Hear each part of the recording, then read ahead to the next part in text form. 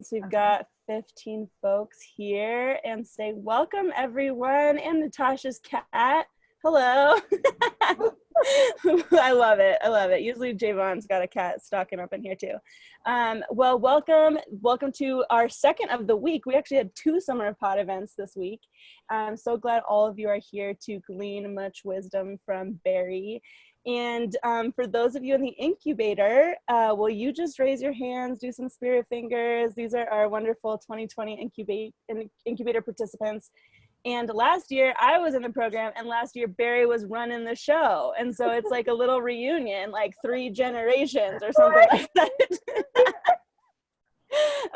And so we're so glad Barry was willing to do this with us tonight, because gosh, I learned so much from Barry, and yeah, in a million years I won't be able to teach any of this like she can.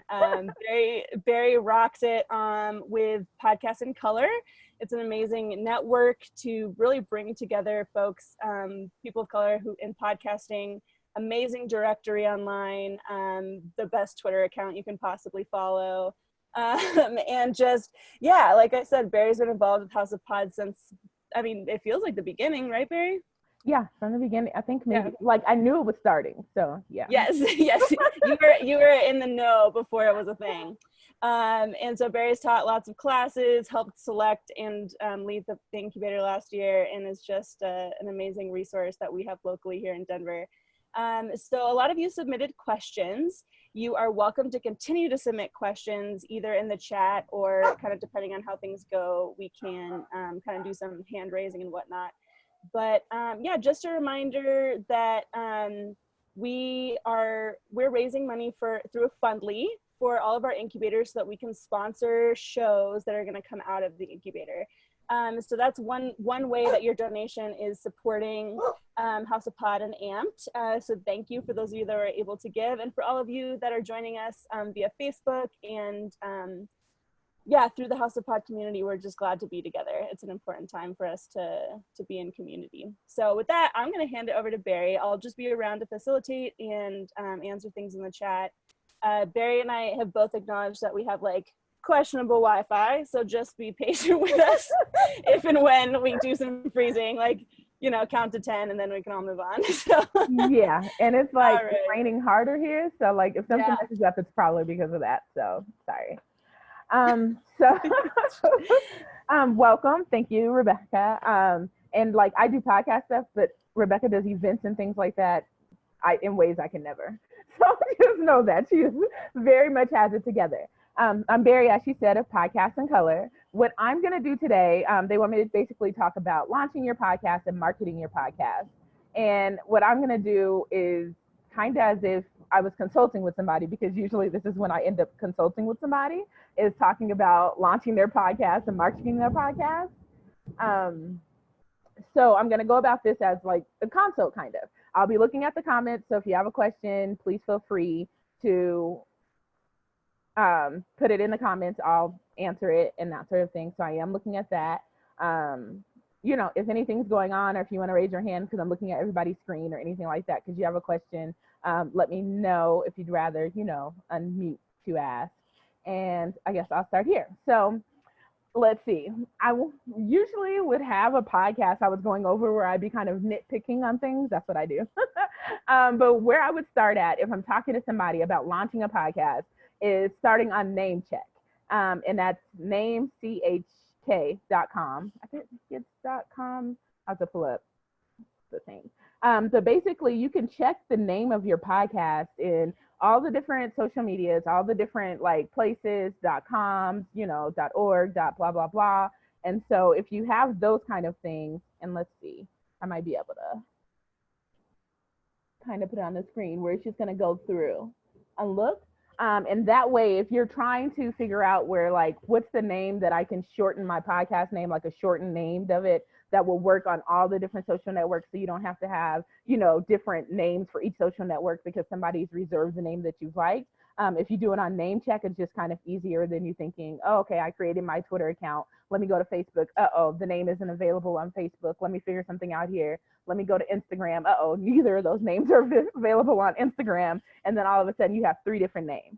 So I'm very big about having the same name all places. Like even if your podcast name, like my name for my podcast was Podcast in Color, the podcast. So when I did a hashtag, I did Pods and Colored Pod. And anything I tried to refer to it, I tried to always have that hashtag on it so I could go back and find it. If somebody clicked on it, they could find other links and that sort of thing. And it's like, if you Google that, the other things that I've come up with it are going to come up. So I try to think of like, if I'm building a world around my podcast, how can I make sure like this one thing that I'm using, this one place, other people are able to interact with it and find it. If I'm using the hashtag on Twitter, let me go, if that person searches the hashtag on Instagram, do they find posts? Yes, because I've tagged my posts with that same hashtag. So you can find me there. You can find me on Facebook. So it's like, is that person over here? Oh, I searched the hashtag, I found that person. So it's like, what are the things that I'm doing that it's like, no matter what, the person can find me here or how I'm interacting on this space, and thinking about that. And so that's why I'm big on hashtags and having the same name and a uniform name of that someone can remember. Because as we have to think about this, when we're thinking about marketing a podcast, it's like, we're all humans. So it's kind of the same way where you're like, you're trying to think of a name and you're trying to think of a name. And it's like, how do you make it easy so when somebody starts trying to think of your name, it actually comes up and they're not like, oh, I'll think of it. I'll remember it later. And then if they remember to send it to somebody, they remember to send it to somebody. You want to think of things and you're saying your name in a way so that it just pops up. So it's like, I've heard them say the read, as many times, they've mentioned the read listener letters and how to send it in, and da da da da. So if you repeated the kind of thing a couple of times, when somebody's finished listening, they should be able to know the name of your podcast and the name of the host. And one thing I've always told people, like if I'm talking to people or I'm listening to a new podcast, I'm like, you're kind of dealing with it in a familiar way as if everybody already knows you, when you need to say each other's names. So people aren't like, oh, the host of that podcast. They can actually remember like that it's Kid, Fury, and Crystal, but they don't like that's on the logo. But other things. So if you're saying it like, oh, Crystal or Fury, or, like just bringing it up throughout, at least in the first few episodes, and like remembering to say it and not always think of it like you're talking to your friend where you would never say their name during a conversation. It just kind of brings other people into the conversation. So you're thinking, I have a group of people listening, even though I'm talking to whoever I'm talking to and we're having our thing. But I also need to remember I'm introducing somebody to me every podcast episode. So think every podcast episode, there is somebody new here trying to figure out what's going on. So what's their format? What are they doing? When do they publish? Where else are they active on social media? Yes, you said it one time in the last episode, but yes, you're going to need to say it in every episode, and maybe you find a creative way to say it so you don't feel annoyed about it. But yes, you repeat your social media. You repeat if you have a hashtag. You're going to repeat where you're active off of the podcast, because I find a lot of people and I've learned this from the read, I'm like, the fact that they'll say they're the places, but they don't say where they're the most active.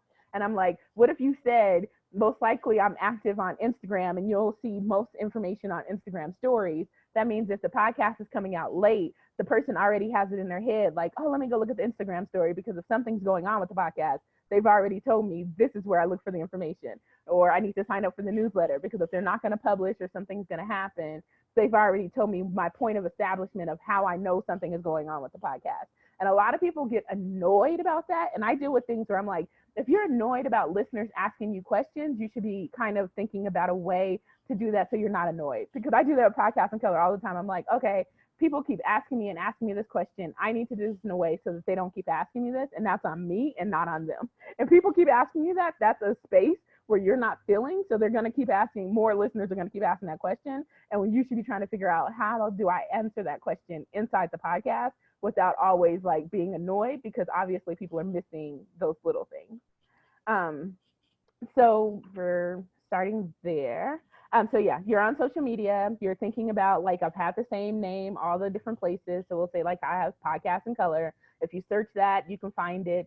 Even people that won't do my hashtag, which is Pods in Color, sometimes they'll do Podcast in Color. You can still find me on that sort of thing. And I've kind of looked at that. So if you, and I don't know if like it'd be referred to as a podcast Bible or like a podcast page, but I'm very big on like a podcast Google Doc that you have all the information in that you've like created. So it's like you were in Twitter, you created your Twitter bio. Instead of like leaving that and then forgetting that you have a Twitter bio and things like that, I have a Google Doc where I have my Twitter bio, I have my Facebook bio, I have my Instagram bio, and those kind of things. So it's kind of like in a year, if you go to refresh your podcast, new logo, new bio, and things like that, If you have a Google Doc, you can already know the places you need to go and update your bio instead of thinking, oh, I just updated Instagram because that's what I use the most. And then you've forgotten about where your host is, that you do have a Twitter account you kind of use. There's a Facebook account that people interact with, to get the episodes of your podcast and those kind of things. So if you put all those things in one place, it kind of helps you refer to like, oh, you know what, I'm updating something in the podcast and I've put my bio on these 4 spaces. So these are the 4 spaces that I need to go update my bio on. And so that's what I think of in having a podcast Google Doc. That would mean that I would have my podcast hashtag in there. I would have like any of my social media accounts and the password that goes with it. And that's usually like, even if you were to have a co-host, I haven't had a podcast as a co-host, but it could be something that it's like, oh, okay, that means we both have access to this. So if somebody hits us up or I see something I want to submit to, or, something I need to get to fast, we both have enough information that I can go get the links, I can go get the bio that I need really quick and just submit it to the person that's asking for it, instead of like trying to hit up my co-host like, oh, hey, do you have the correct logo size that they're talking about? Oh, hey, which bio would you have wanted to use? Was this the one we were updating using? So it's like, no, we're both in the same amount of information. We're both in the same amount of, I can grab the information and you can grab the information, even if one person usually deals with the information. As far as like having a podcast Google Doc, when we're talking about launching, I was trying to think of all the things that I would say I wanted a podcast to have to launch. And if you were going to launch with me, the things I would want to see, I wrote this down. A correctly sized logo, and I'm going to use the chat. Oh, here we go. To kind of do things that I've done. But the correct size logo, as in like 14 by 14, is what should be on Apple. And if you don't use that on Apple, it means that like when somebody like me goes to post your podcast or I'm looking for a logo size, it's like too small. So there's a huge box and then your podcast logo is like small in the box. And so you thinking like, oh, it looks like everybody else's podcast logo. But if you put in something that was 320 by 320, it doesn't look like that or what other people's podcasts are looking like. And if we're thinking about like a podcast logo and what you want it to look like, I put this here. It's going to be, I'm using this tweet from Steve, who works for Apple Podcasts, and he tweeted this years ago. And I was like, to me, that's the best reference because not a lot of people see it or are thinking about what you're looking for. Oh, yes, and that one too. You can look at that. So I'm just like, his tweet just kind of gives you a direct, this is what the logo looks like at different sizes. And yeah, you can look at the iTunes partner and it gives you what that looks like or, what they want you to submit. But it kind of just, I like that his tweet kind of immediately says, this is what people see at these different sizes. So if you were to go look at your logo size that you have uploaded to places now and you're like, oh, this is 400 by 400. And now you have a picture of what those people see when they're looking at your logo. Is it clear? Is it big enough? Are the words big enough? And those kind of things are the kind of things that you would want to look at because that's what a listener is looking at. So you're going to want to have the right size logo. You're going to want to have a banner for social media. And this is when I bring canva.com up because Canva is home to almost like every graphic I do. Like it starts in Canva or like the details of Canva because it's just so easy. And the free things are like, I haven't upgraded to the business plan yet. So I can say this as a person using free. It's very easy to use, a lot of options to use. So like if you want to pay for it, I'm sure there's even more brand options and like organization options for Canva. But Canva would let you go in there and create a banner and it would already have the sizing in there. Like, oh, you're creating a banner for Facebook. This is the one you're going to want to use to fill up. And this is the Facebook size. You're creating a banner, for Twitter and those kind of things. And so that way, when you've made your Twitter account, you already have your banner together. You already have your picture. And those are the things that are in your Google Doc. So you're like, oh, okay. When you're looking at it and you're like, oh, I'm updating that, you can easily go in Canva and update it, the banners and all of those kind of things. It's truly the easiest thing. So canva.com, it's where you should live for graphics, in my opinion, not unless you're great and you're using Adobe products and you understand all of that. Otherwise, Canva can just give you the easy things. I really like right now with Canva that it lets you animate graphics. So it's really easy to put a graphic that's like, it's 2 or 3 seconds or to do something fun. And so it can kind of interact better on Instagram, that something is moving around and people are seeing that as they scroll. And it can also, just like as a small tip on the side, is if you ever want to know, like, this is a small thing to me, how many people are really seeing your posts or like scrolling down your Instagram feed. If you put up a picture that's 2 or 3 seconds, it'll kind of tell you, and you're looking back over a day on how many videos, how many people watched that video. It'll tell you how many people were scrolling by that screen, and maybe they didn't like, but kind of how many people were interacting with that post. Just a small thing that I've noticed. Let's see here. You're going to have, so as I said, the correct size logo, banners for the social media, knowing what social media you're going to use. A lot of people say, what social media should I be on? Do I have to be on all the social media? I'm a big thing of saying you don't have to be on all social media. If you are a big Instagram person and you know that's where you're going to interact, that's fine.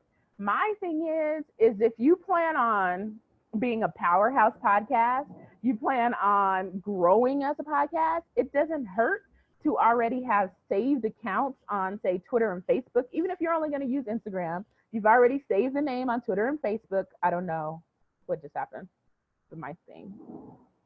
Oh, I don't know if I'm connecting. Sorry. I think you're good. You're good. Okay.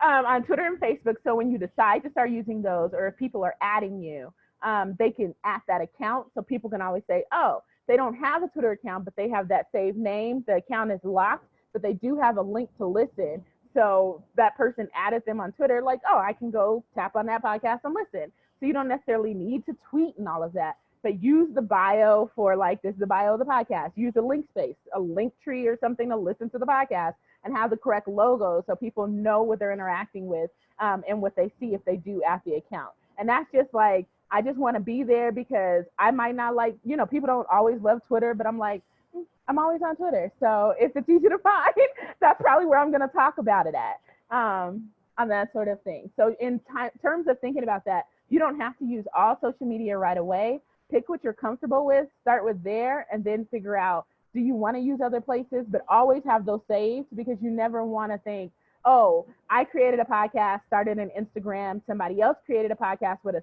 similar name and started the Twitter and Facebook, and now we're having like a fight on social media on like who's finding who where, and like what podcast listeners are figuring out, are they listening to the podcast they thought they were. And a lot of people do not think about like how similar their name is to another podcast. So I'm always like, search your name in podcast apps, and that will let you know if something is coming up right before you or right after you, or where people might be able to get confused. Because I make people tweet a link when they're promoting on Twitter, because I'm like, I can always go search in a podcast app and see 3 or 4 different podcasts and wonder like, which is the logo, or like if I had a logo or something telling me which one I should be going to, this would be a lot easier. And then if I get confused and there's other things going on, it's the shiny object thing. Like, oh, I went to listen to this podcast, my friend texted me and I didn't find it. Then I went on to doing a whole bunch of other things and never listened to the podcast. So we're always thinking, I want to make this less confusing. I want to make this so when somebody clicks this link and they see my podcast logo, even if they were just looking for that so they can go look later, they have a reference of where I am and what I look like in that space. And it can be weird, but some people will do like a different logo on Twitter than that's on Instagram. I don't understand that. But really always think, have the same logo everywhere, so then people aren't confused on if they're interacting with the correct podcast. And then let's see, we would have a short bio and a longer one. The shorter bios we're talking about for like Twitter and Instagram. A longer one you can put on Facebook as a longer one. And then I would say, like, as a long one you can have on your website or wherever you're hosting your podcast, where it's going to let you, write longer things. And as a shorter one, I'm saying like the elevator pitch. You would be, talking to someone and they're like, what's your podcast about? They don't want to hear you drone on for 4 or 5 minutes trying to describe exactly what all of your podcast is about. They want to hear that 1 or 2 sentences that hooks them or says like, I should listen to that. And so I'd be like, if you ask me what my podcast is about, I'd say a podcast about podcasts where I talk to POC creators and listeners. A longer one would be, I wrote it down. A longer one would be, I talk to podcast creators and listeners. I talk to POC podcast creators and listeners about the podcast industry and what podcasts they're loving, the faces you don't usually see talking about podcasting. And mostly I'm just trying to like hit the key points of like, I'm talking to POC people, I'm talking to listeners and podcast makers. And like, those are the things that I'm talking about. We're going to talk about the podcast industry. on a similar thing, some people would just say, like, my podcast is hot, or listen to it. And it's like, well, what are you talking about? Tell me you're talking to a friend about other things. If you're listening to a podcast on motherhood, they can easily tell you we're talking about motherhood and raising young children. We're talking about motherhood and raising teenagers. Like, think about the keywords of the things that will hook somebody in. And those are the kind of things that you want to make sure is like in the short description and a long description. But you want to make sure your short description is something that if you said it to a friend, I'm very big on using my friends and family, saying something to my friends and family and letting them tell me that hits or that doesn't hit or they don't understand it. Because if I can do that with them, then I know I can get somebody else that I don't know to get into the same thing. And that's what I'm always thinking, because we always have friends and family that aren't social media people and that kind of thing. So when you're talking to them, you know you're talking to probably almost like a general person coming into it. And it's like, if I can get them, then I can get somebody else to understand exactly what this is in a short amount of time. So if you have all those things, to me, you are necessarily like ready on a point to launch. You have all the things that you would need to launch, the information, and then you be going to the next thing. I for some reason, this person at NPR put me on his email list and I haven't taken myself off, but I like the podcast press releases that he puts out. And it's the reason why I stay on, because it kind of reminds me like, okay, people could be doing this or people could be doing something different. So this is one of the ones he sent me later. This is a podcast press release. He puts all that information in the email and then a link to this press release on the bottom. And so you can think of that in the same way as if you have a podcasting website where you can have the information about your podcast, a blurb, you know, maybe what the first episode is about, links to where the podcast is already, and then where they can kind of link back to the website or, you know, link other people to the press release. So my thing is like, when I saw that, I was like, okay, you could even do more with that. If you're a creative person, you can make sure there's an audiogram in that, because a fun link, or, you know, linking on the bottom to something fun, like check out the audio on the bottom for 30 seconds of fun, and then you'll want to listen to my podcast. So a lot of people aren't right now thinking about being creative in podcast marketing. And my thing is like, where's the fun? Like, where's the thing that kind of makes you want to interact with things? Like, people coming up, like when Issa Rae was coming up on YouTube and other people like in that YouTube community, they were big about like the day I'm about to release a YouTube, like the hour I'm going to release it, like really pumping it up of like, you know, we're about to do this. Their friends would interact. And it's like, they would do it hard enough that their friends would be like, all right, at 10 o'clock, that's when we're all going to repost this YouTube when they post their YouTube, because they've been talking about this. So it's like, are you being your own hype person enough that your friends are like, okay, when my person posts that, that means we do this because this is what we do every week and this is what we do. So it's like, are you thinking, I think of things of like, when I started Podcast in Color, I on Twitter personally also, I spent more time on the Podcast in Color account than I would like other places. So when you're thinking like, I posted that one time and nobody's really interacting with it, it's like you spend more time on your personal social media and building that than you have on your podcast social media and putting energy towards that. Like, what hashtags could you be interacting with? What shows could you be live tweeting? What books could you be talking about? Like, what things interact with your podcast that you could be on a podcast account talking about and finding your podcast audience or interacting with people about your podcast audience?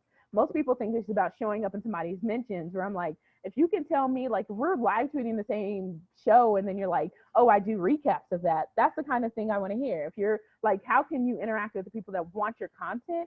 And like, are you thinking about the things of where can I meet those people? Like, there's a question in the Q&A that just said, if I'm in Facebook groups that I think I could interact with my podcast in, when do I market that? And so when I think about that, and like in most Facebook groups, they usually have like a promotion thing, like please don't promote here, or like there's a promote day.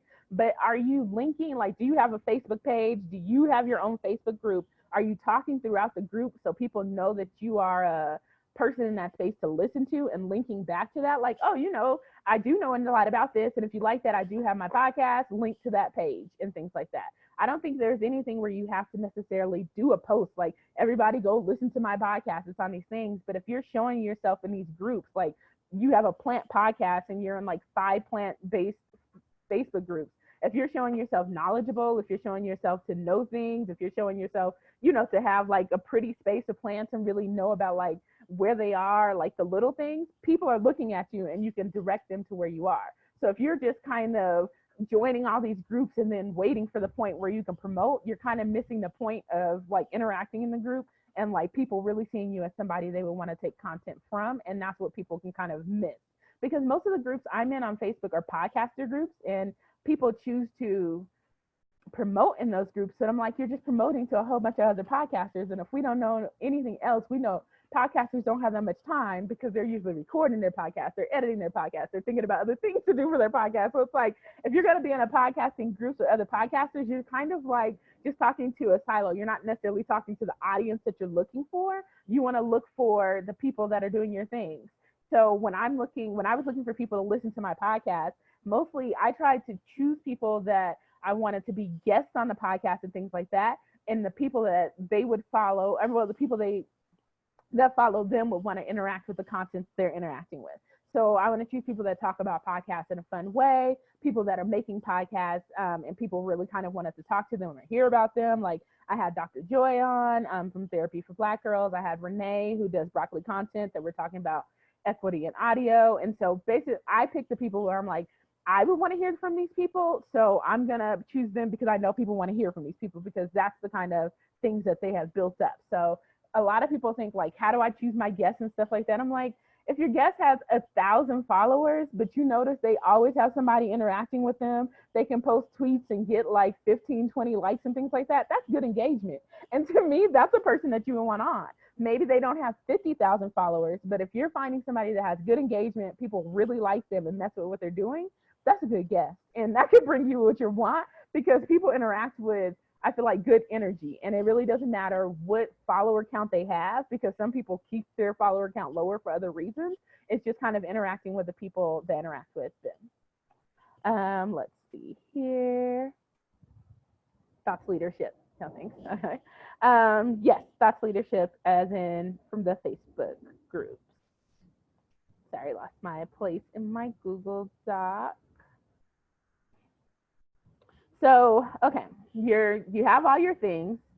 We're talking about launching, but I want to back up a second, because you would have all those things. You've recorded your episode and you're like, I'm thinking about hosting. Where am I going to host? This is a huge question for people. There are a lot of hosting questions and options.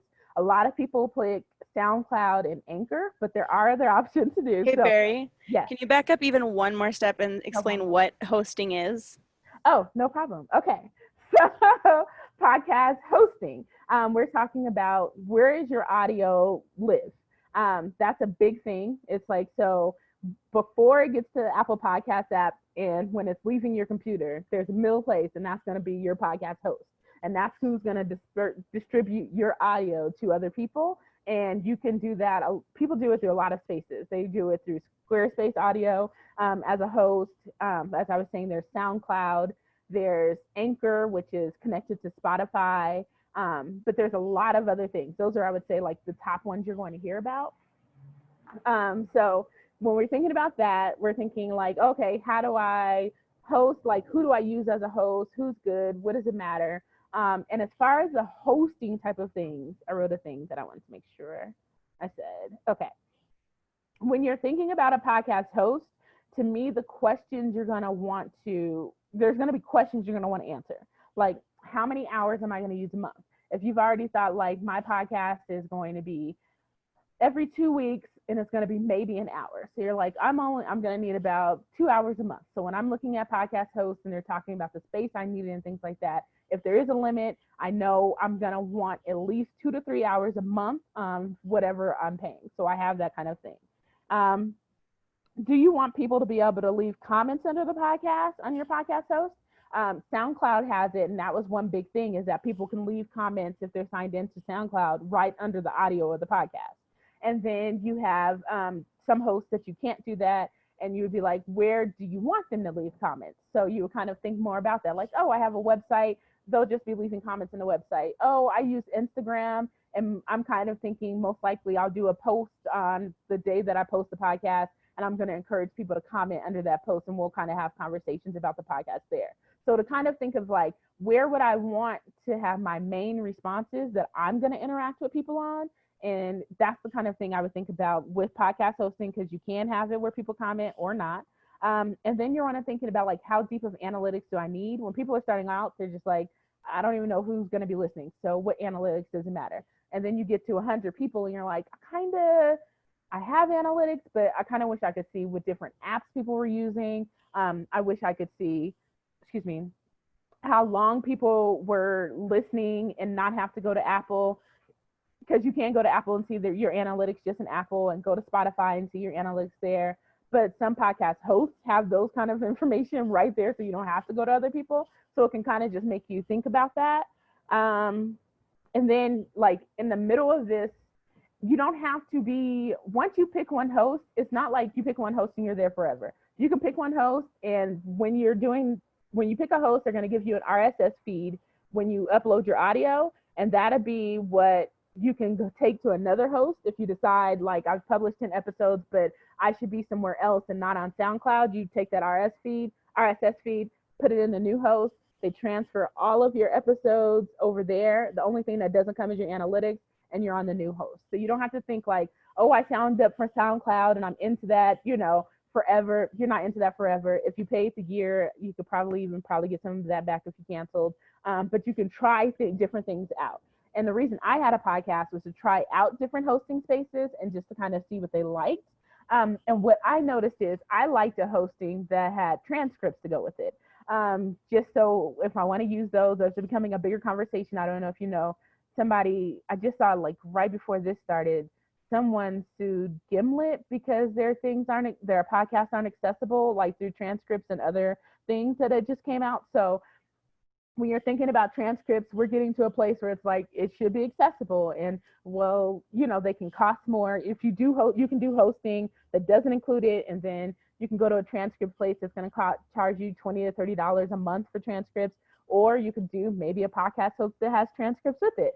So I've been looking at different ones, and there's one called Castos, Castos, I believe that has transcripts with every plan. So I was like, if you're going to do transcripts and that kind of thing, maybe Castos would be the place that you might want to be, because it's not an additional fee, and then you'll have the things that already come with podcast hosting. I've been looking up a lot of different ones. I think it'll probably be Thursday or Friday before I publish a thing that's like, I think I have 14 different podcast hosts that I've just been looking at and getting the details. So as I said, Castos includes transcripts. So I like that one. There's one that's called Transistor FM. And I was telling Jonathan Minna, I think he's in here, about it. And I was like, oh my God, this is really cool. You can have like, say you're like, I'm starting one podcast, but I know at some point I'm going to have like maybe 4 or 5 other podcasts, or me and my friends want to link up. With Transistor, you could have a limited amount of podcasts, and you can add 2 to 3 people to each podcast. So instead of like having an account where it's like, I have 4 podcasts, they're all on the same screen, and if I add somebody in here, they can see all the data from my 4 podcasts. They can see everything like that I wouldn't want them to see, and not just stuff about one. On Transistor, you can just see the information. That team can just see the information on that one podcast, and then you don't have to worry about those kind of things or like giving that back. And that's to give to the third one that I'm going to talk about. We said Castos, Transistor, there you go, and then Buzzsprout. And between Transistor and Buzzsprout, they both have language on their pages that say, we do not own your shit. We ain't trying to own your shit. That's not our shit. So like a lot of places have things that are kind of like, I don't own it, but like maybe I could reuse it in this kind of case, or like maybe like it's yours, but like I could probably do some stuff with it if I wanted to. That's cool though, right? And so a lot of people have different terms of service and say little things of saying like, I don't necessarily own this, but there's like a ... of things that I might be able to do with this one day that I'm not going to do now, but let's just talk about it later if it ever comes down to it. So it comes down to you researching more, like, what does that TOS mean to me? What does it mean for them to own my thing or license my stuff? Or like, what does that kind of mean in this TOS, and what am I paying for? And Buzzsprout, I really learned about from a friend because she uses that, and she was like, out of reading all of them, like, I think she said like a year or 2 ago, that was the one that said exactly what she needed it to say to be able to do it. But the one thing with Buzzsprout is that she has different podcasts, but she can't add anybody in there as a team member because they would see all the information from the other podcasts. So if she wants to give analytics to one of the podcast teams, she has to go in there, take that, like, play around in Excel on like, what does all this mean? And then send that out to a team, which can be extra time, if that's something you want to send out. But most people kind of want to know, how's the podcast doing? How are the download numbers? Where are people listening? And those kind of things. So it can just be extra steps. And do you want to take that? And do you want to pay the cost to take that, as far as those? So those three are the ones that I kind of look at. There's also more. Simplecast is one I would like. They did just get bought, so I don't know how long they're existing, how they are now. So that's the only reason necessarily I didn't mention them, because that's where my podcast currently is, but I'm just not sure how that's going to change over time now that they've been bought by a bigger company. So let's see.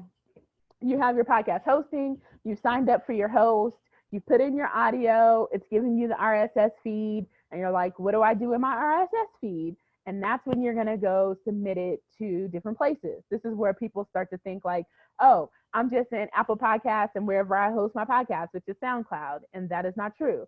If you are submitting to Apple Podcasts, and I have this graphic on Twitter, in my thread, in my pin thread. But basically, if you're submitting to Apple Podcasts, Apple Podcasts is submitting your audio to different apps that are connected to them.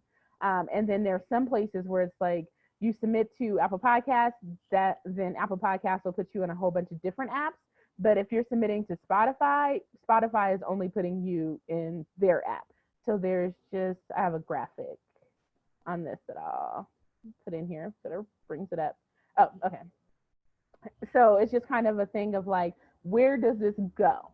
And what kind of links would you have? And this is why I would say you want to have all of this, like your audio in, submitting your RSS feed to Apple and other places, which is kind of in that thread that I just put in there. And that it puts you in different apps. So you don't have to start your podcast and be like, oh, somebody's like, oh, are you in Google Podcasts? And you're like, I know I'm in Apple. So it kind of, I try to do the thing of like making sure you are where the people are.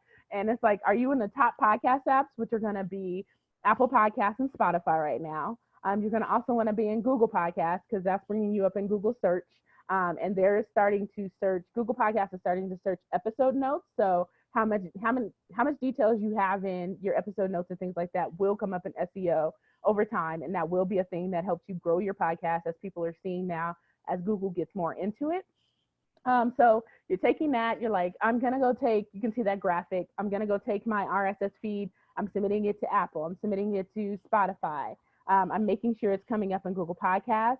We also have Stitcher, but now the Stitcher was just bought by SiriusXM, which is /Pandora. I'm not sure how long that you need to submit to Pandora and Stitcher, but those are still going to be people that you want to submit to. And those are making sure you're in the top podcast apps that people are going to be attached to. So they're like, people are attached to podcast apps kind of like how they're attached to phones, where you're like, I have an iPhone, I'm an iPhone person. People will be like, I use Apple Podcasts, and there's something, I use Stitcher, and they're bit dead. I don't want to use nothing else. I'm not using Spotify. Like, they'll just tell you, and you're like, I just want to make sure that you're where the people are, because they're just going to say with a straight face, are you in the app that I'm in? Because I'm not looking to have a lot of apps. Not everybody's crazy like me that has 10 podcast apps on their phone. They're like, I have my one app.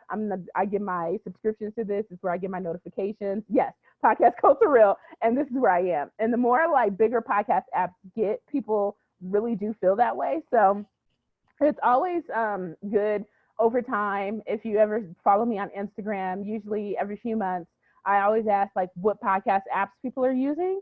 And that's usually just to make sure I'm keeping a thing of like, if I start another podcast or like the podcast I work with, to make sure they're in a podcast apps of like where people are listening at. So you can always, I do that post for me. And so it's not just like a private survey I'm doing. Anybody can go look at that post and say, oh, these are the apps that people are in and people are listening in. And I want to make sure that I'm coming up in those. Like I asked last year, and there was an app that I believe it was like out of Mexico or something like that I had heard of. And I was like, oh, okay, now I need to research more podcast apps, because as things are growing, like, are they accepting Apple Podcast things? Do you need to submit your own podcast? So it just kind of keeps you abreast of like, as the industry grows, what else is out there? Because there's always just going to be something new out there. And so We're in podcast apps. That's when you can kind of backing up, see the NPR, the press release where you can look at your podcast logo. You have your podcast bio in there. You would have the links to listen right there, and then a link back at the end to where they can find a press release if they wanted to send to somewhere else. And that's how you can see you can get to all of those things to be in the press release before you are releasing the podcast. A lot of people will do things and they won't have all the links, and it just kind of brings confusion to like, are you there? Are you not there? And it's like, do you want to follow up with those people? Because I know I'm not good at following up with people that are like, are you somewhere like a week later when I'm finally there and going back to that thing and remembering where that message was? If you already have your things together, you can just say, yes, would you like me to DM you a link if you're not finding me or if I'm not coming up there. And so let's see here.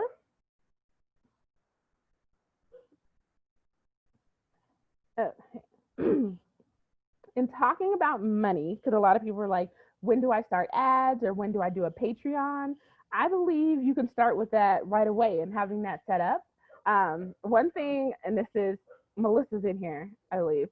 Melissa Beck. One thing I love about her personal Patreon is that like when she started it, she had different levels, and it was kind of like her different levels weren't necessarily that you were getting something more. Her levels were like, it was like $5 for the first 50 people of y'all, and y'all made it in for this price. And then the next one was like $10. You were the first 50, so $10 is what you'll be paying to get in here. You should got in here faster. And like her levels were that. It wasn't necessarily like you were gonna get a T-shirt or a cup or like, you know, all these different other things, but it was like, what can you do that's kind of funny, or like different levels of like what you're open to doing? Because I know I'm not good at posting things on Patreon, things like that. And I try to make it like, if you subscribe to my Patreon, you're just there and you're supporting Podcasts in Color. I think about posting there all the time, but it's just not good. Like I'm usually on social media. It doesn't necessarily work that way for me. I am going to be doing a newsletter soon, so that'll change. But when I think about things, I think about like, what can I handle? What am I really going to update? And I try not to act like I'm really going to be updating like 10 different places all week, because it's just not realistic. And that's a way to start a whole bunch of things and then end up quitting everything in like 2 weeks and only ended up updating one thing, but you just don't talk about those other things anymore. So I'm more like, I will do what I want to do and I'll add it on if I feel like it, but in no way do I let anybody pressure me to like post on Patreon or post other places. But you can have those set up if you're like, I just want to, you know, talk about it as I'm building the podcast, and I want to do a thing on Patreon where on Thursdays I go live on Patreon. And if you're there, that's when you can get the information of how I'll show you how I do my special knitting or blah, blah, blah, blah of the niche thing that you're coming to me for and you want to pay more to hear about. So it's really about thinking, what could I offer on my Patreon and other places as a new podcast that somebody's going to want to pay for it? And like, what kind of thing can I do that it like makes it a special kind of private place where it's like, oh, she uploads information she finds. So like, if I was how like Melissa's on here, I would like, she has a secret or special Instagram type of thing. And I almost think like she could almost do that for the podcast in a way, like insiders are in, and you know, you pay $5 a month to be inside on the Instagram stories that I'm doing for the podcast or other funny stuff that I found or things like that. But it's like, what kind of thing are you thinking that's an insider that people will really want to like be in, that you can think about it that isn't just what you could get everywhere else? And a lot of people try to offer that. And when we're talking about money, and somebody was like, oh, the question was asking about Patreon and ads. You can think of ads. Some people think of ads in a, I have to get to 10K to get ads type of way. I think of it as find different podcasts that have figured out how to make money. And it wasn't necessarily because they had 100,000 listeners. One podcast I found that doesn't publish anymore, and they used to always come in to House of Pod, is that, dang it, I'm trying to think what their name. They were exercise podcasts. Oh, Girls Gone Wad. I just put it in the link. like, I just put the link in for next week. Right, but I can yes, see yes, the yes. name. Well, and now they're Joy and Claire. So I just put the link in the chat there. But you can look at their thing, Joy. Yeah, so it was Girls Gone Wad, and they were an exercise podcast, and now they've rebranded to talking about their lives and things like that.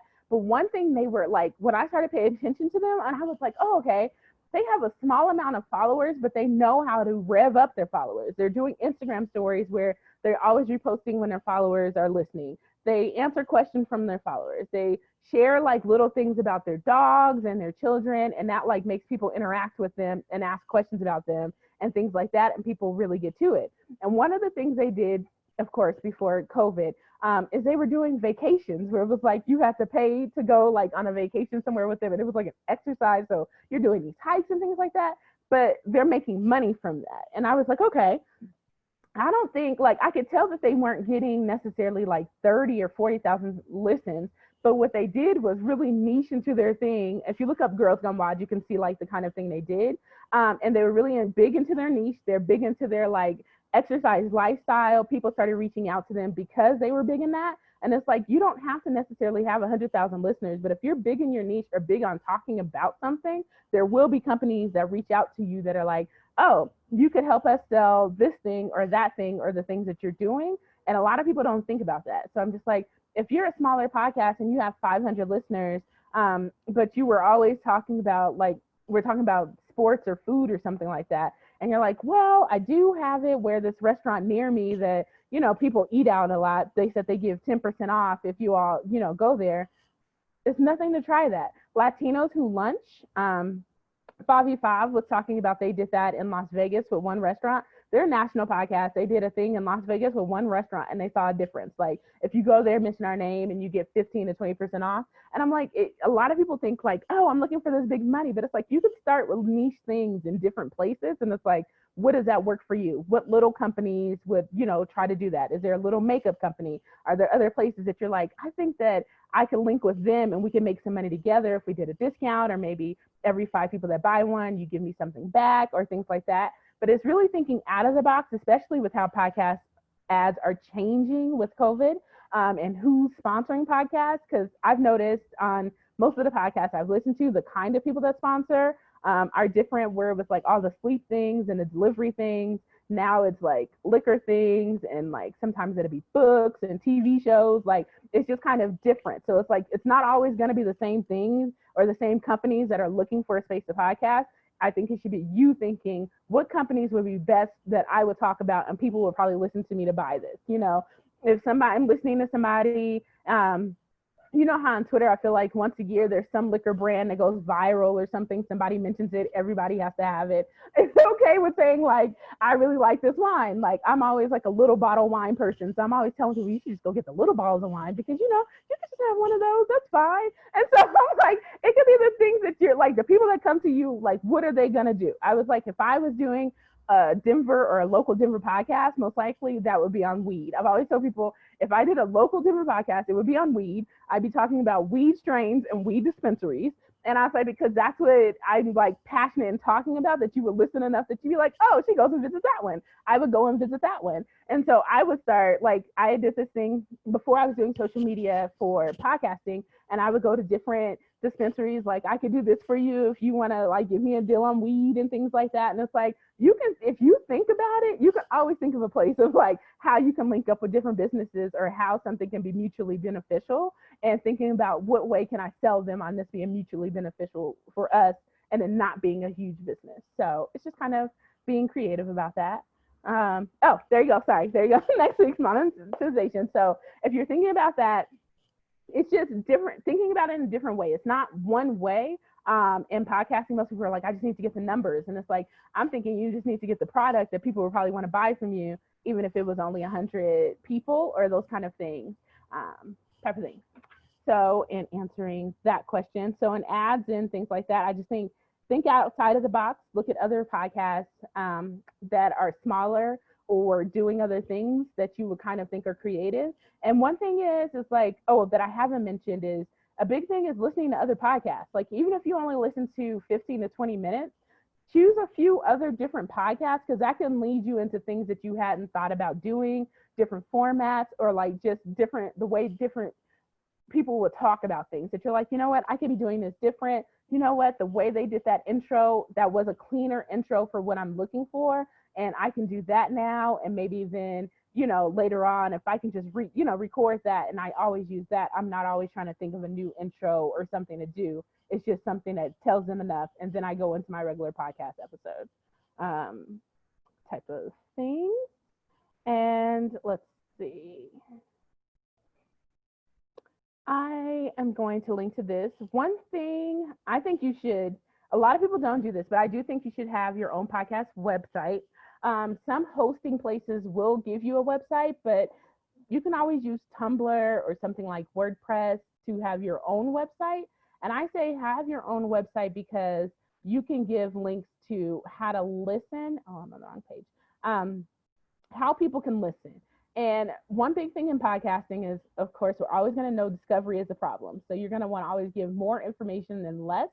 And if we're talking about, oh, here we go. How people listen, or people who say, oh, what is a podcast? How do I listen to your podcast? And things like that. I find having this on a website and being able, to look at this, and I just put a link in here. It's kind of like, what if you already have something on your website where you could be like, oh, I'll just send you a link. Let me text you a link, or look on my website and it's just blah, blah, blah, / how to listen. And it'll give you step by step. This is how you listen on different apps type of thing. So you can see on that page, it's kind of like, how do you subscribe? Let's see. There was one the New York Times had that oh yes, this one. I really liked, and it's just kind of like, how does this happen? What does this mean? And it's nothing to take these pages exactly and kind of update it for yourself. And it's like, I just want to make sure I have a place to listen. This is something you can use for social media, some more content.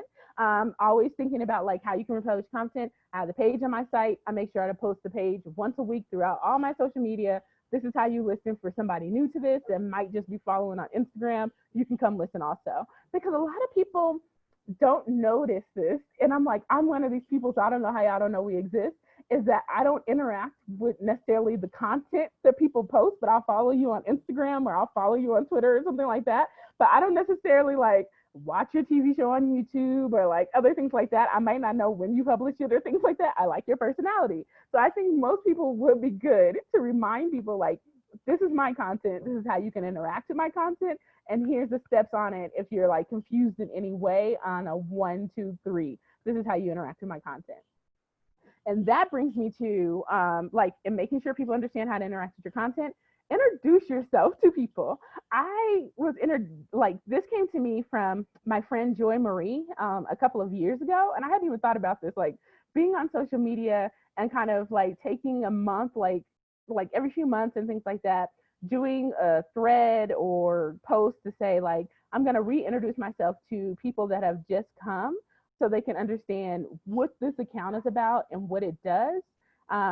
This link is from my friend Brianna, and she's a social media manager. She does other things on plants and stuff like that. And that's a post she did recently that was just like a reintroduction to herself for anyone that was new and maybe just found her, to understand her, like what she does, who she is, and like who you're interacting with. This is the last one I did, which was last year, which tells me I should probably be doing another one tomorrow. For me on Instagram, a picture of myself and basically just going through what Podcasting Color does, other things. And it kind of just brings the thing of somebody can say, oh, I didn't know that. Where do I submit? Oh, I didn't even know you were Black, because I don't post a lot of pictures, other things like that. And it brings a mind to me to make sure I'm noticing people do not know me, even though I assume people, when you find me, you know me. You do not know me. You don't know where I work, probably. You don't know like the other things I do. So I do need to make sure every once in a while to recheck in. This is who I am. This is what I would like you to know about me. This is how you can support. And when I was doing my podcast, I always put links to the podcast in there. And it just kind of brought a reminder. On Twitter, I'm better about it. Probably every other month, I'll redo the thread at the top. My pinned thread is where I'll do my introduction. But to me, that's always big. Introduce yourself, reintroduce yourself.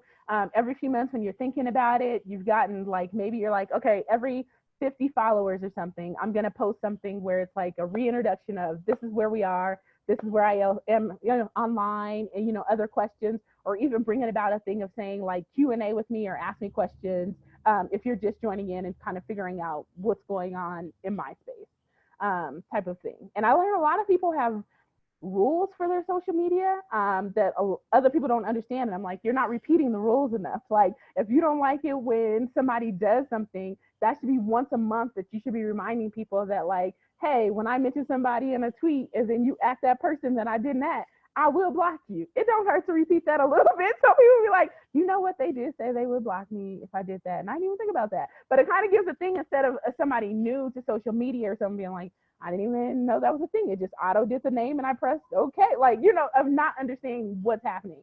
So it's kind of like whenever I'm about to do something on Podcast in Color and I'm about to get bitchy and I'm like, but is that your fault? Like, did you really give enough information that they would know that and you're irritated about that? Or is it that, you could just give the information and think about this in ways of like making sure it's easy to find or things like that.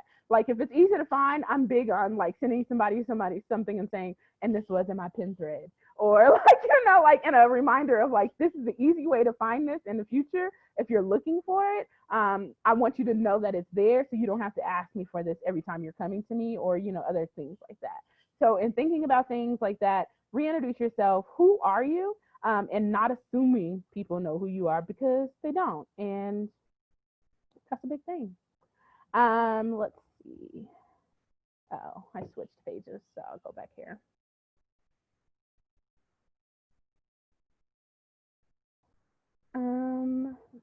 That was most of what I think I had. So let me go through here. Give me just a moment.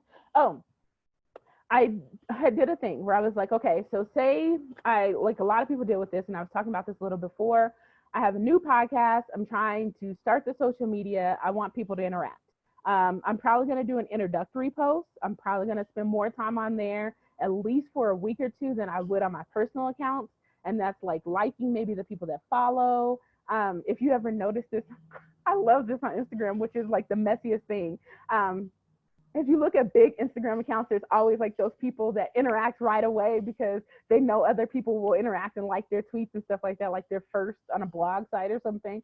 But it doesn't hurt to interact on different blog posts if they're talking about, what you like. Say if you had a Black food podcast and you're like, all right, I'm gonna go interact on Black Girls in Trader Joe's Instagram for a little while in their comments so people know who I am.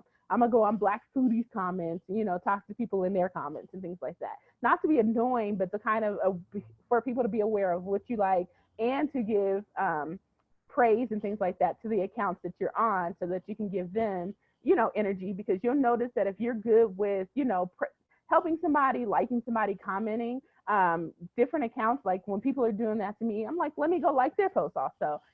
Every once in a while, let me comment on their, posts and things like that. So I think of that in ways of, I see somebody on my same level and I can see how we can be mutually, again, beneficial on Twitter or Instagram or thing. And I'm going to do that. And I like, if they interact, they interact. They don't, they don't. But I find most people are like, oh, okay. I'm going to like some of your posts. And like, on a regular, I'm going to interact with you more because I understand you're interacting with me more. So it's just like a thing of like, people mess with you when you mess with them. That's why I'm always telling people, like, if you really fuck with me, like, fuck with me. That's all I'm asking. On a type of thing. And if you don't, I'm okay with that. Like, you don't have to press on anything. We're at 7 o'clock now, so about a half an hour left. So are there any questions? I guess I haven't looked in chat. Yeah, this is so great, Barry.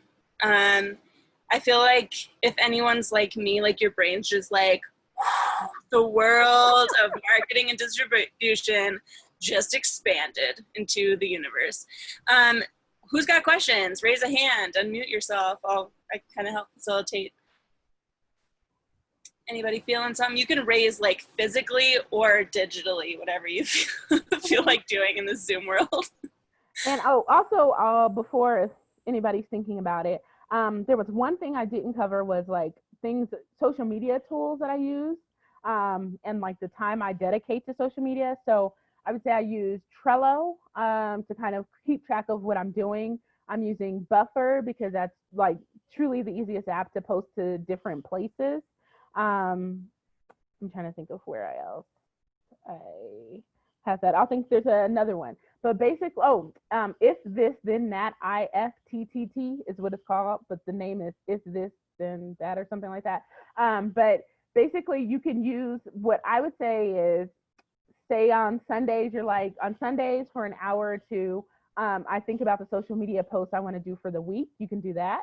You could do that, like, it could be set up different ways as far as the time. If you're banking episodes, you can easily be like, all right, I've done 5 episodes. So then I can kind of take a week or two and work with each episode on the social media I would want to do around those episodes. If you're doing, weekly episodes and about pop culture, you can always think, all right, I know like I have a day between like recording and posting. What are the kind of things I want to post about this? Do I want to do an audiogram? The different things and like clip it down. It could just be anything really. So social media is kind of the time you want to dedicate to it. I feel like I only post usually on Instagram maybe once or twice a week. I'm trying to do better on that. But to me, it's like, is the information you want getting out? And are you making sure you want, like, are you interacting the way you want? And if you're not, those are the things you want to change. If the information you need is getting out and none of your listeners are asking questions or other things, you're doing what you do. Okay, sorry. See, thank you for putting those in, Rebecca. Yeah, of course. Okay, Karen, was that a hand? Yeah. Yeah, thanks so much. This is a ton of really great information and it's awesome. I had a question about engaging audiences for like feedback on topics or future episodes. Mm-hmm. And like, do you have a sense of what you think works best and how to share? And I don't know, just any thoughts on that?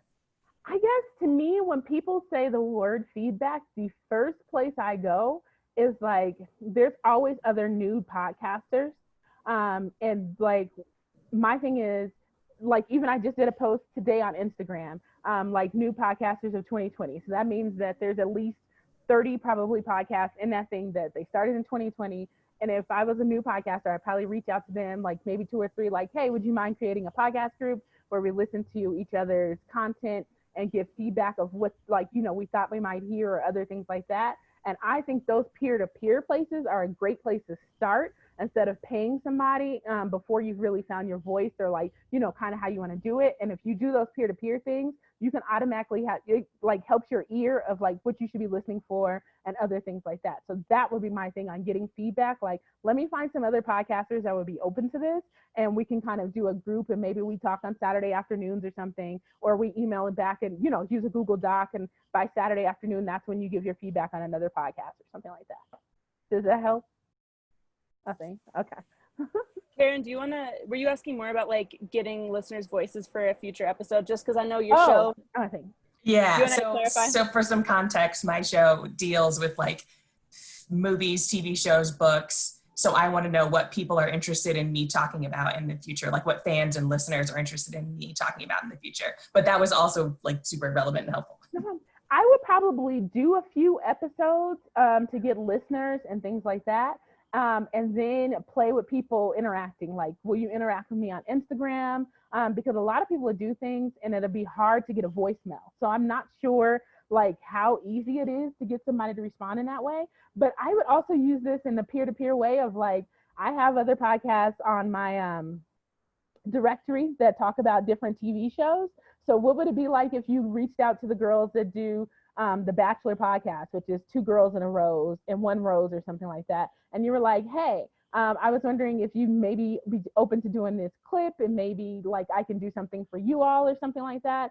And just working with other podcasts that talk about TV or other things that you might not talk about. And you're like, you're sharing an audience doing that. And you're also like, you can say, oh, I'm going to talk about a couple of other podcasts that talk about TV shows that I don't talk about, but this one talks about Bachelor. This one talks about 90 Day Fiance. This one talks about Gilmore Girls. And I got clips from them about X, Y, and O. And that can kind of get you started in the beginning before people are interacting. Because you want to fake it till you make it. So it's like, do you have a friend that'll do it? Do you have a cousin that'll ask a question? Like, you know what I'm saying? It doesn't hurt to say, I'm going to have my mama just call and do this thing, ask this question, and then I'm going to have my 2 questions. And as long as I got my 2 questions a week, that's all that matters. That's great. Did that help, Karen? Cool. Okay, Janice, do you want to unmute and ask your question?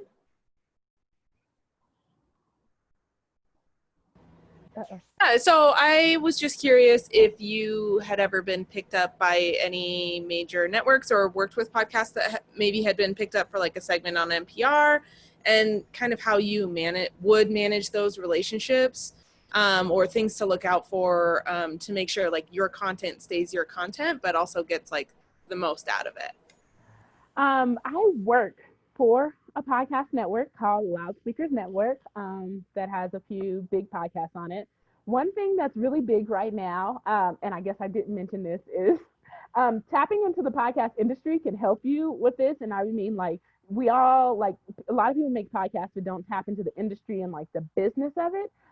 But if you're looking at this, like, podcast IP, of course, is a huge conversation right now. So I'm not sure if you read Hot Pod, Nick Qua's newsletter, which is the industry newsletter. I hope Becca will put a link in there, but the industry newsletter that literally I would say most podcast people read, and he talks about the industry and doing things. But like, say you're talking about, like, if you got a clip on NPR, I would say, have you, and they might put this in, they might be able to put you in this, but have you heard of Ladio or like the Listserv or the NYC radio? There's two listservs that kind of like ask for pitches and different things like that. And that's just kind of, I'm not even sure. I guess I could get you all the emails and add you. I can talk to Rebecca about that. I don't know things, but few listservs that you can, like, they'll ask for, people will ask for pitches. They'll tell you how much they're paying for the pitch and that sort of thing. And usually I've seen, like, once your audio is a part of that, they're like, I'm paying you for that, for it to be on my podcast. And then I'll have that story that, you know, and you can talk about where you go so you can republish that and things. Different podcasts do different things. I have a friend that her audio was used on another podcast. They never mentioned her. They never talked about it, but the clip was used.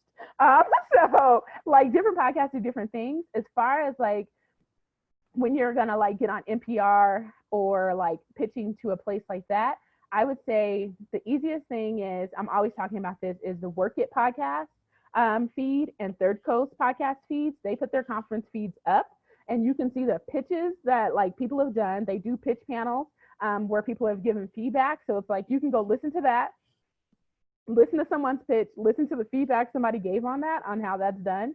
On Work It, they tell you, like, they have things from the last 3 years of Work It. So like, people have talked about pitching different places. People have talked about getting picked up. People have talked about like budgets and things like that. And what does that mean? So it can kind of just bring more into the world. And once you're, I would say, like, in the world, you're in Ladio or you're in NYC radio or things like that, it's easier to ask a question or even look at the things that have been going on, because these have been going on for years, and find information, find the person you're going to want to pitch at NPR, like, you know, interact in those kind of things. Like, what am I looking for?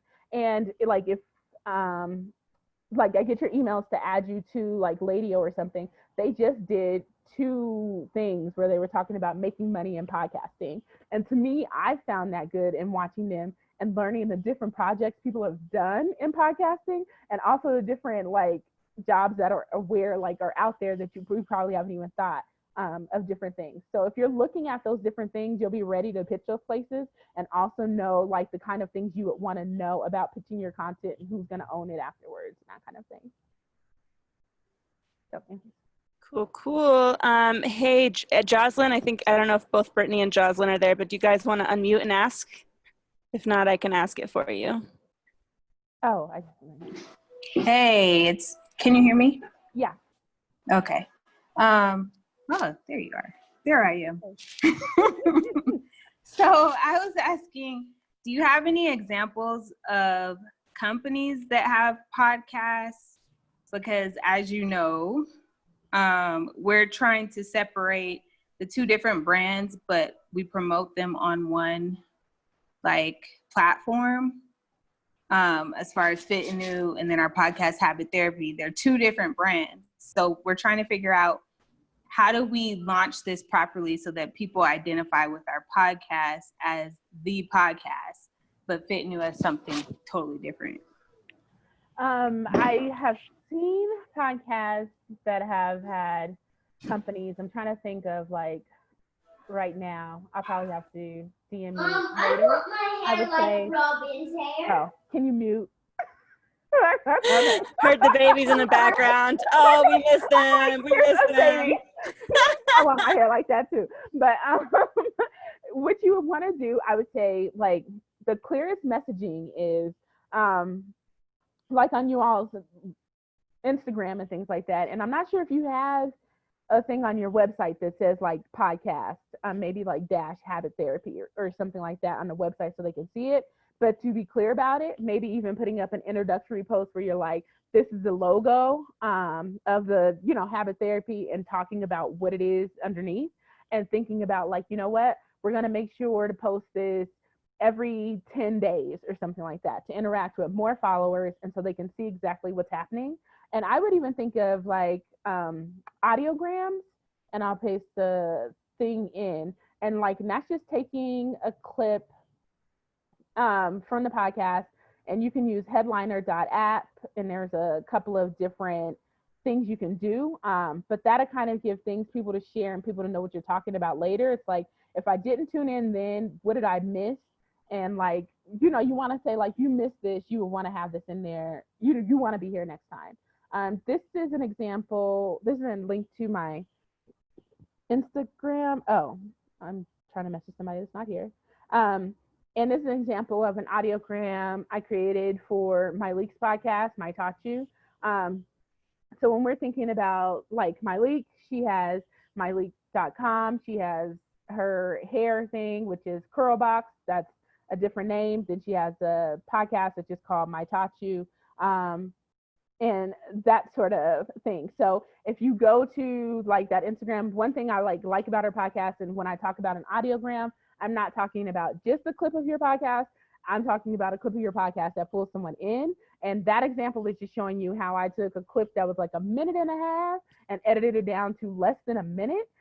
So you can get to the succinct of the story for the audiogram to get somebody to tune in to hear the whole of the story through the thing. So I'm big about like, what's the clip that ends that somebody's like, I got to hear about more than that. Like, what will they say? What do they say next after that? That's what I'm looking for. I don't want just a regular 1 minute out of the podcast. It could be anything. I want the 1 minute out of the podcast that somebody's ending like, oh, they a fool. Let me go figure out what they know. Or like, they are really knowledgeable about their subject, so I'm going to listen. Like if I was talking about the fit new, I would probably, at a fitness podcast, I probably want to hear about like, what are you all proficient in? A couple of things, or like, what have you helped somebody with? You know how everybody's always showing a story of like, I look like this and then I look like this. Like, what can you do that in audio in 45 seconds of saying, I can help you like, do shakes. I can help you with your meal plan. I can help you, we have a segment where we're going to always give you a meal at the end that's under $10. Like, what's the hook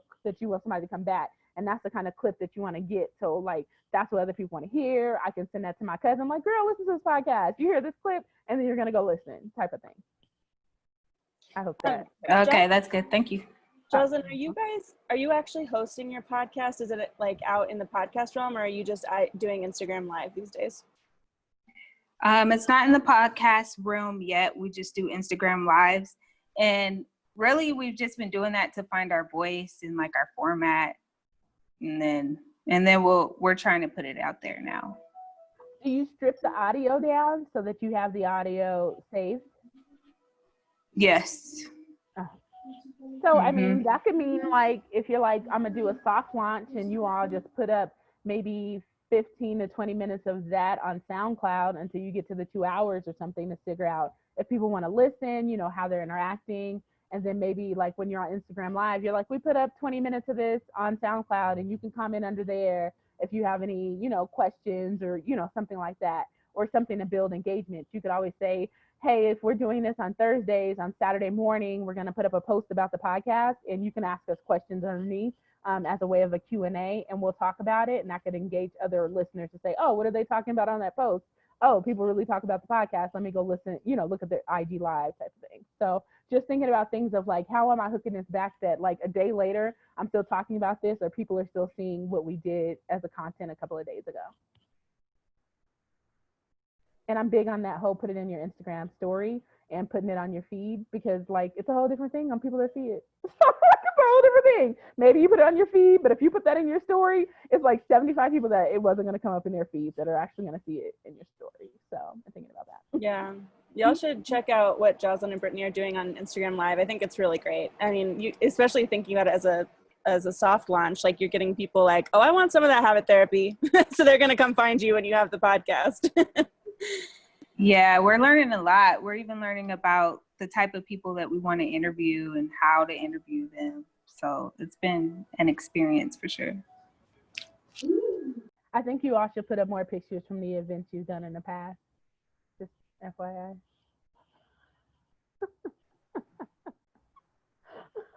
Who else has questions? We have about 10 more minutes. Natasha, hop on in. Thank you so much. And my question is, what advice do you have for getting guest features on other podcasts? And do you find that an effective way to grow an audience? And then also, how do we get listed in your directory on your website? No problem. Oh, somebody asked this and I totally meant to answer it. I'm sorry. Thank you for asking that. I think as far as guests, I would say ask people. Like, a lot more people are open to being a guest on podcasts with nothing.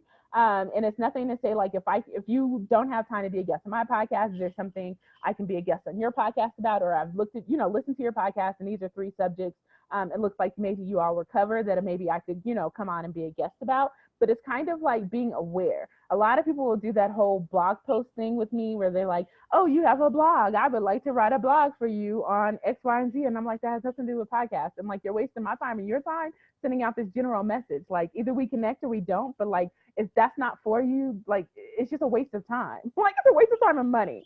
So I would say, like, it doesn't hurt to reach out. I believe, yes, podcasts are a huge way, like guesting on other podcasts are a huge way to find your audience. Because I'm like, your listener could be over there, or maybe I listen to a lot of podcasts and I'll hear something that's for someone else and I send it to that person, like, oh my gosh, you should go in about 30 minutes. They talk about this thing you would like, type of thing. So when we're thinking about that, it's always going to be a thing. Getting guests, I feel like you just need to, like, as far as me as a guest, I'm just horrible to get as a guest. But like, I tell people after the 3rd email, I don't want to reply anymore. So that's the hardest thing. So I need you to hit me up with, yes, like, hey, Barry, I'd like you to be on my podcast. I usually record on Fridays or Saturdays. I'm looking for you to do this within these dates.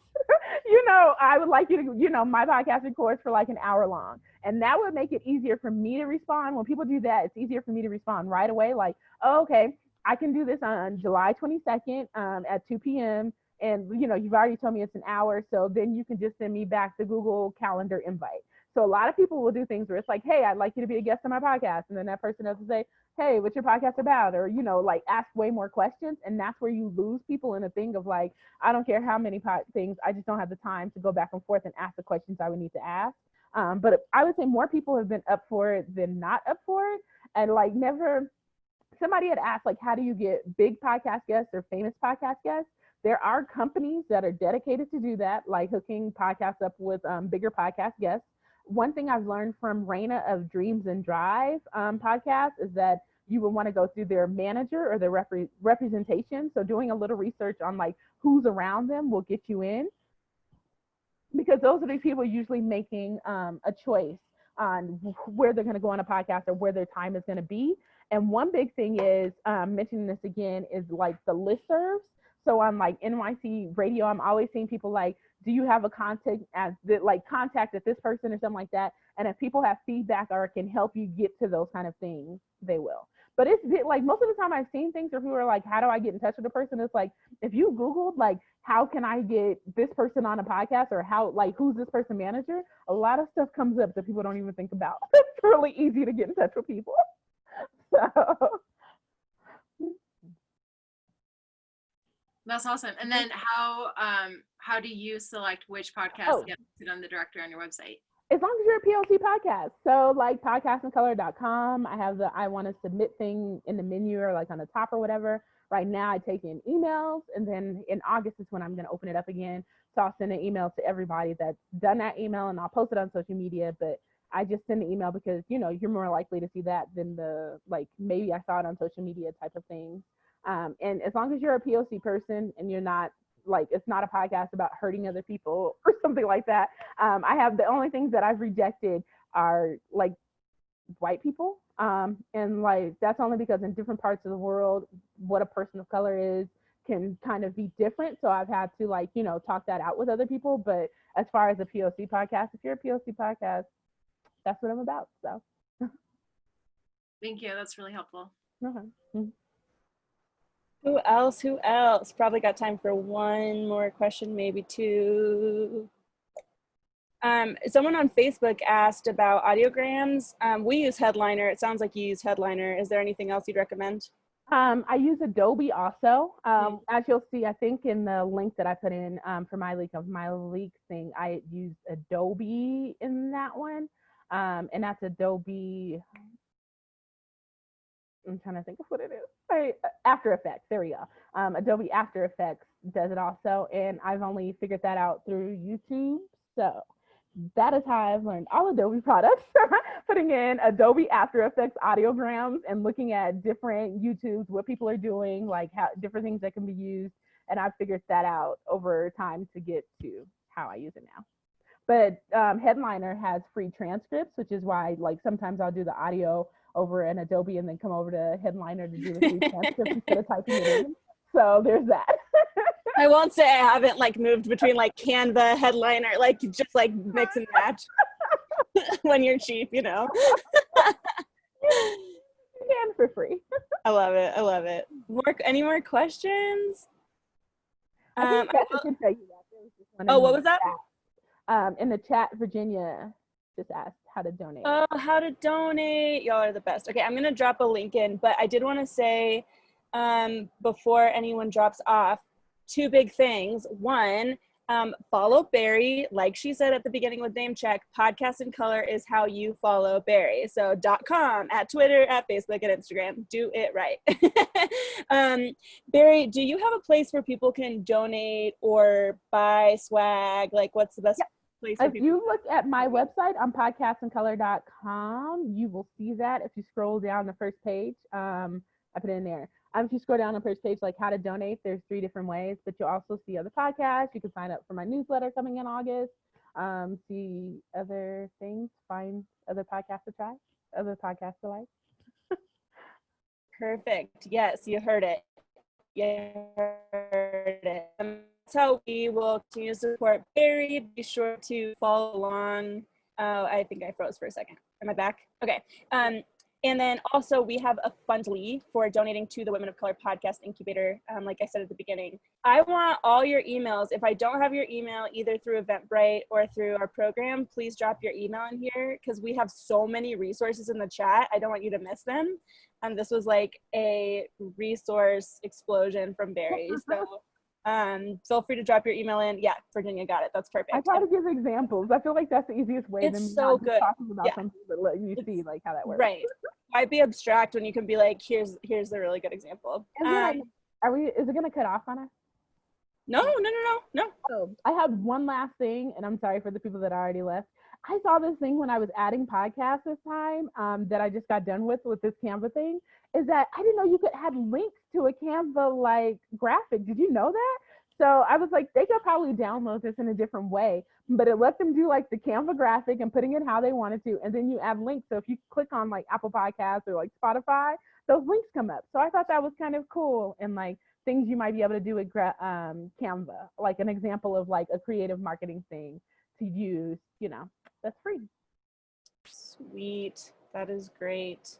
Yeah, we still have a few more minutes if anyone else has questions. Barry, do you want to say anything about, I'm afraid I'm going to freeze again here, but about like, if you're going to launch your show, how much time do you want to be teasing it before you actually have a link out? So like, what are some things to do? I know for our incubator, like next week we have a listening party, so you can come and listen to their presentations on a Wednesday, but kind of what are some steps to be sure to have taken before you're like, come and follow me, listen to my show? I would say like a lot of people tend to do, it used to be like a week or two, people would put out like a trailer to like the episode coming out. But what I just noticed that Pineapple did, Pineapple Media and MailChimp just released a podcast with Tracy today. And the first press I saw about it was yesterday. So like yesterday they started like, well, the first thing I thought about it on the route or something like that. And then today was the day I saw them put the first episode out. So it can kind of matter, like, how do you feel about it? How much do you want to like ramp up about it? I would find that maybe like a new podcaster, depending on how much support of family and friends, that you can maybe say, hey, I'm really good with like getting my little cousins to do this because they're always on social media. Like, okay, so I'm gonna put something up on Instagram at 1 o'clock and I'm gonna need y'all to like it because I need 10 likes in like the first 10 or 20 minutes or whatever. So it's shown to other people. And I'm like, this is all I need for y'all to do, for today. And then maybe tomorrow, if you could kind of repost this or, next week, but I'm very big about like, what could I get from you today? Or like, do you mind putting this in your story or, just liking this post? And liking the post is nothing. So to me, I'm very big on like my friends, usually have content they have on the internet too, but it's like, hey, you can send me something to like, and sometimes I'm gonna send you something to like so we can make sure it gets to that barrier, because no matter how many followers you want that like, 10-person barrier. I think it's 10 people in the first 10 minutes or something like that, and then they show you to other people. So just trying to get past those things and thinking like, if I'm linked up with like how you have this incubated group and it's like, hey, if we all have Instagram, why don't we like, for the first month maybe turn the notifications on for our different things, and like, we'll make sure to support each other while we're doing things. Maybe I don't have time to listen to things, but I can make sure to like your posts, retweet your posts, and things like that, so other people are seeing it. Yes, that's some good advice. Cool. Well, I'm gonna wrap us up here. Again, I'll send you all these amazing resources. We will post on Facebook and YouTube. But if you want to unmute yourselves and give a round of applause for Barry, it's good to actually hear each other in this weird like Zoom world. Yay, Barry. Thank you. Thank you. And it's good. And feel free, if you have questions, to reach out to me on social media. If I know it, I'll answer it. If I don't, I don't. So. Hi, Jocelyn and her baby. Okay, good. Thanks, everyone. I know. Oh my gosh. Good night, everybody. Good night. Take care. Thank you so much, Barry. Bye. Barry, you were gonna compare yourselves to everyone, but yeah, you had like an awesome class. It was amazing. You see, I'm like,